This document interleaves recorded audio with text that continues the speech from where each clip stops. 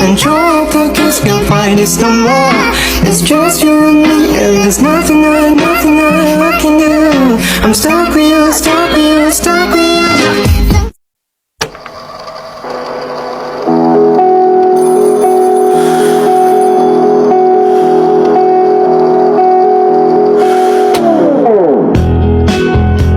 Menyesal tak ku sampaikan.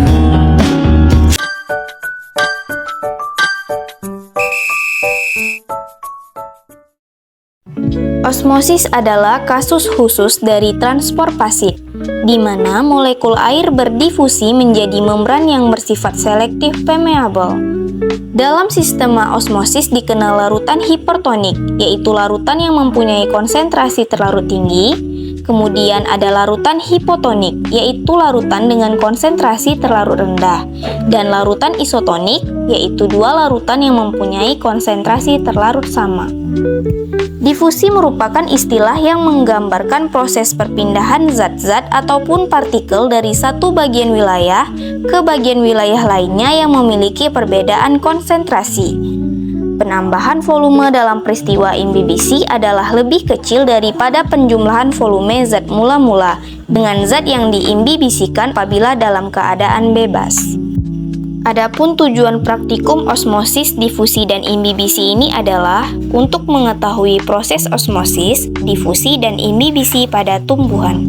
Adapun alat dan bahan yang digunakan pada praktikum kali ini yaitu untuk percobaan difusi.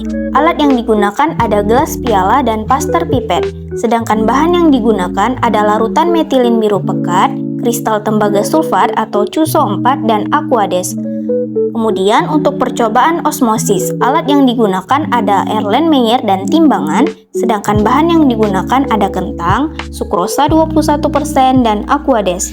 Lalu untuk alat yang digunakan dalam praktikum imbibisi, yaitu diantaranya ada tabung reaksi 9, rak tabung reaksi 1, timbangan 1, penangas air bersuhu 40 derajat Celcius 1, penangas air bersuhu 60 derajat Celcius 1, rak tabung reaksi 1, cawan Petri 3, spatula 2, dan bahannya yaitu ada biji kacang kedelai 90 unit, Aquades 30 ml, larutan sukrosa 0,5 m 30 ml, dan larutan sukrosa 1,0 m 30 ml. Cara kerja. 1. Prosedur kerja pada percobaan difusi yaitu sebagai berikut. Pertama, larutan metilin biru pekat diteteskan ke dalam gelas piala yang berisi Aquades.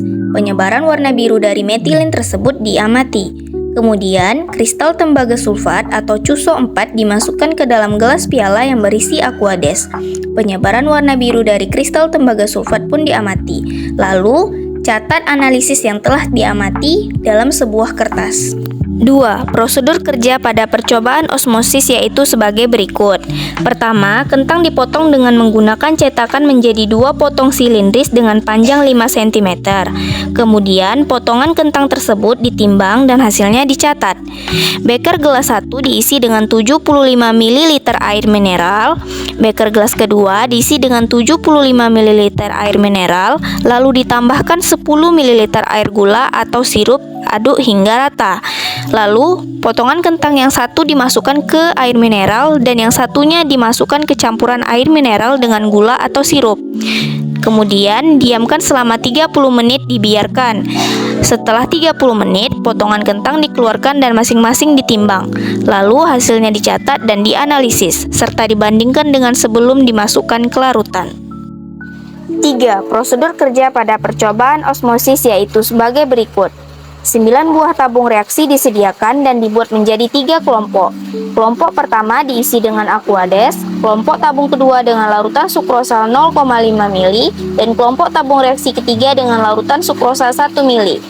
1 tabung dari setiap kelompok ditempatkan pada suhu kamar, 1 tabung reaksi pada penangas air bersuhu 40 derajat Celcius, dan tabung reaksi ketiga pada suhu 60 derajat Celcius.